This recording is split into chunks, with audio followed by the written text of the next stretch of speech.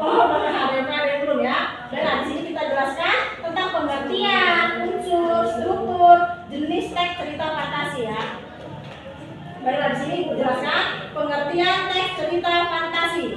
Cerita fantasi adalah bahan tertulis yang berbentuk karangan atau tulisan untuk menuturkan, menggambarkan atau membayangkan berbagai perbuatan, pengalaman, dan kejadian yang berupa angan-angan, khayalan, imajinasi, atau rekaan belaka.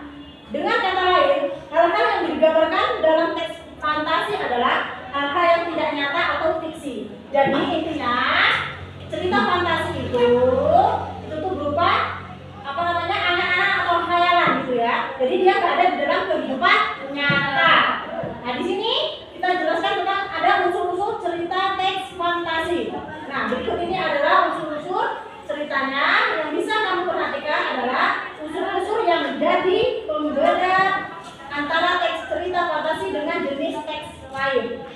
Yang pertama ada keajaiban, keanehan, dan kemisteriusan. Teks cerita fantasi adalah cerita fiksi jenis fantasi. Di dalam teks cerita fantasi diungkapkan hal-hal spiritual, kemisteriusan, dan kegaiban yang tidak ditemui dalam dunia nyata. Jadi cerita fantasi ini isinya ada itu tersebut ya. Terus yang kedua apa? Ide cerita. Ide cerita fantasi terbuka terhadap daya khayal penulis. Artinya tidak dibatasi oleh realitas atau kehidupan nyata. Terus yang ketiga menggunakan berbagai latar. Peristiwa yang dialami tokoh terjadi pada dua latar, yaitu latar yang masih ada dalam kehidupan sehari-hari dan latar yang tidak ada pada kehidupan sehari-hari. Itu ya, jadi penggunaan itu ada dua macam, kehidupan sehari dan tidak sehari-hari gitu ya. Terus yang keempat, tokoh unik. Tokoh dalam cerita fantasi bisa diberi watak dan ciri yang unik yang tidak ada dalam kehidupan sehari-hari gitu. Yang kelima apa? Bersifat fiksi. Cerita fantasi bersifat fiksi bisa diilhami oleh latar nyata atau objek nyata dalam kehidupan. Terus bahasa penggunaan sinonim disampaikan dengan emosi yang kuat dan variasi kata yang cukup menonjol.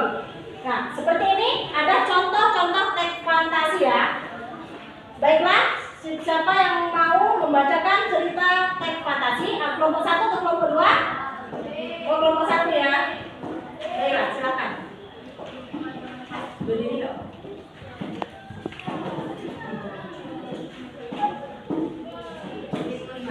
Alkisah, ada seorang janda yang tidak mempunyai anak bernama Mbok Srini. Saat pergi ke hutan, ia didatangi raksasa yang memberinya biji timun. Raksasa tersebut mengatakan kalau ia akan mempunyai anak lewat biji timun tersebut. Mbok Srini pulang dan menanam biji timun itu. Setelah beberapa waktu, tanaman timunnya hanya berbuah satu, warnanya emas. Ia membelah buah tersebut dan kaget karena isinya bayi perempuan. Anak itu diberi nama Timun Mas. Singkat cerita, Timun Mas sudah dewasa. Suatu malam, Mbok Srini bermimpi didatangi raksasa. Raksasa tersebut akan menjemput Timun Mas seminggu lagi.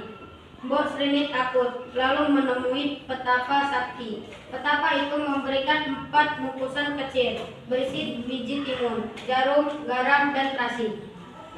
Pada hari yang ditentukan, Mbok Srini meminta Timun Mas pergi. Raksasa pun mengejarnya. Timun Mas membuka bungkusan pertama. Seketika sekelilingnya menjadi ladang timun dan menghambat sang raksasa. Begitu akan tertangkap lagi. Timun Mas membuka bungkusan kedua. Dalam sekejap, sekelilingnya menjadi rimbunan pohon bambu yang runcing. Raksasa terus mengejar meski terluka. Timun Mas membuka bungkusan ketiga. Daerah sekitarnya menjadi lautan luas. Namun raksasa itu bisa melewatinya. Dengan ketakutan, Timun Mas melempar bungkusan terakhir. Ini contoh teks cerita fantasi. Menarik bukan? Menarik. Sebelumnya udah ada kan cerita tentang Timun Mas, udah tahu kan? Ya. Nah, sekarang kita belajar tentang struktur cerita fantasi.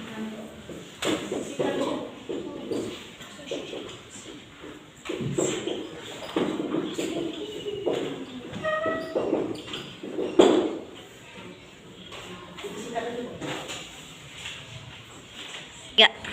Baiklah anak-anak, struktur cerita fantasi adalah adanya struktur membuat kita lebih mudah dalam menyusun cerita fantasi. Dari contoh teks cerita fantasi yang kita udah bahas sebelumnya tadi ya, yang dibacakan sama teman kita tadi kan. Nah ini apa aja sih struktur cerita fantasi? Yang pertama adalah orientasi, yang kedua Komunikasi, yang ketiga resolusi, yang keempat ending. Nah itulah ya pengertian dan ada beberapa struktur cerita fantasi. Ada yang kurang paham boleh ditanyakan. Paham semua? Paham. Baiklah ya, itulah pelajaran kita hari ini. Lebih dan kurangnya ibu minta maaf. Ibu Abdul, Assalamualaikum warahmatullahi wabarakatuh. Wah.